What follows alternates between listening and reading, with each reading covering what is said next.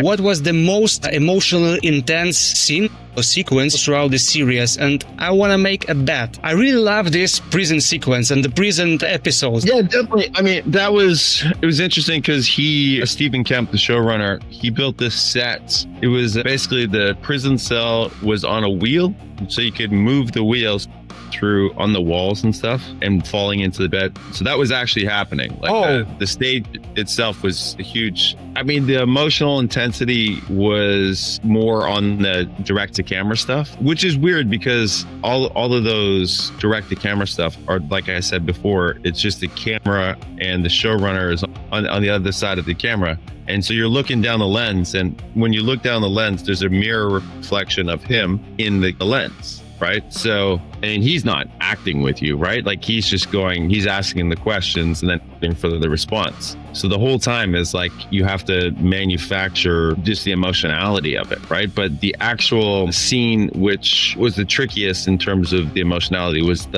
I was fighting for the death of my girlfriend, and they said, no, she's got to survive because for some reason, they didn't want to show her dying. And I was like, oh, it's more important she died. Like from an acting perspective for the rest of the show, if I've killed this woman, then I have something to play against. But the funny thing about that was a night sequence. And the big thing on film sets is they have hard outs, right? Because any overtime costs way more money. So we hadn't shot the scene of like me discovering my wife in the shower with her slit wrists. And it's like 5 till 3. And they're like, we'll just do it real quick. And I'm like, what are you talking about? Like, I'm coming in and finding my girlfriend. Well, I think she's dead, right? And they're like, okay, we gotta go. And it was literally, I think I had like 10 minutes to play this scene with her and to get all the angles, and it was crazy. But that was where I was going to the darkest place. But it was also in the fastest time, the fastest turnaround, which added stakes to it too.